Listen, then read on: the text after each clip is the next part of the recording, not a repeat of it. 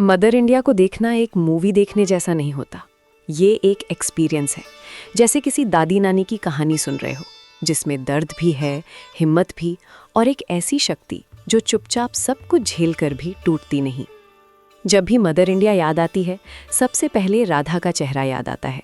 वो चेहरा जो ज़मीन से ज़्यादा मजबूत है, पर दिल से फिर भी बहुत नर्म।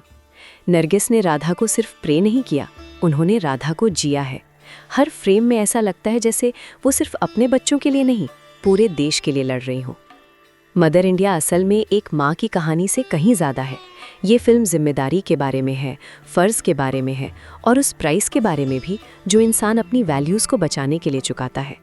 राधा परफेक्ट नहीं है, वो रोती है, गिरती है, कभी कभी थक भी जाती है, पर वो झुकती नहीं और शायद इसीलिए वो इतनी रियल लगती है। फिल्म का सबसे खूबसूरत पार्ट ये है कि ये हमें बताती नहीं, फील करवाती है।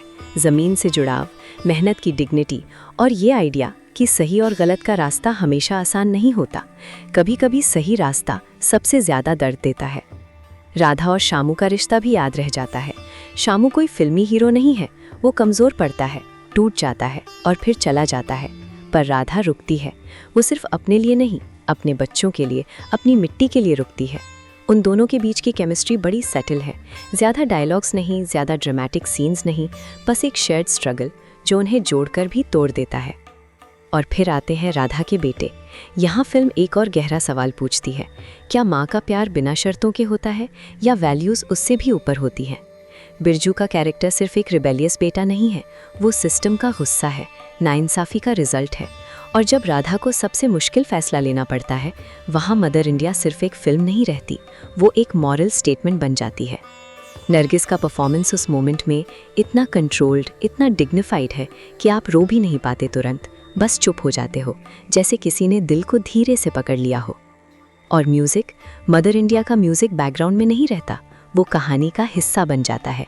ये गाने सिर्फ यादें नहीं, ये इमोशंस हैं जो जनरेशन से लोगों के साथ चल रहे हैं, चाहे वो माँ का दर्द हो या मिट्टी से प्यार या जीवन की कठिन सच्चाई। म्यूज़िक फिल्म के सोल को और गहरा कर देता है। जो बात मदर इंडिया को टाइमलेस बनाती है वो ये है कि इसकी थीम्स कभी पुरानी नहीं होती। आज भी जब हम प्रेशर में कॉम्प्रोमाइज़ करने का सोचते हैं, जब हम शॉर्टकट्स चूज़ करने के करीब होते हैं, राधा का साइलेंस, उसकी आंखों का बोझ हमें याद दिलाता है कि स्ट्रेंथ हमेशा लाउड नहीं होती। ये फिल्म आज के टाइम में भी रेलेवेंट है, क्योंकि आज भी बहुत सी राधाएं हैं जो बिना अपलॉज के लड़ रही हैं, घर के लिए, इज्जत के लिए और सही के लिए। मदर इंडिया देखते हुए आपको शायद लगे कि ये स्लो है, कि ये पुरानी है, पर अगर आप थोड़ा सा दिल खोल कर देखें तो ये फिल्म आपको वापस कुछ देकर जाती है। एक ग्राउंडिंग, एक इमोशनल क्लैरिटी और एक क्वाइट रिस्पेक्ट फॉर रेजिलियंस। मैं हमेशा मदर इंडिया को रेकमेंड करती हूँ, सिर्फ सिनेमा के लिए नहीं बल्कि लाइफ के लिए। ये फिल्म हमें याद दिलाती है कि माँ सिर्फ एक रिश्ता नहीं, एक फ़िलॉसफी होती है। अगर आपने मदर इंडिया कभी नहीं देखी तो इसे वीकेंड वॉच मत समझना, इसे एक शाम देना जब आप थोड़े शांत हों, थोड़े वल्नरेबल हों और शायद किसी अपने की याद आ रही हो। और अगर आपने पहले देखी है तो एक बार फिर देखना। इस बार राधा को जज मत करना, बस उसके साथ चलना। शायद फिल्म खत्म होने के बाद आप भी थोड़ी देर चुप बैठ जाओ और सोचो कि स्ट्रेंथ असल में होती क्या है और हम किस चीज़ के लिए खड़े रहना चाहते हैं। मदर इंडिया खत्म हो जाती है पर राधा कहीं नहीं जाती, वो आपके साथ रह जाती है, बिल्कुल एक माँ की तरह।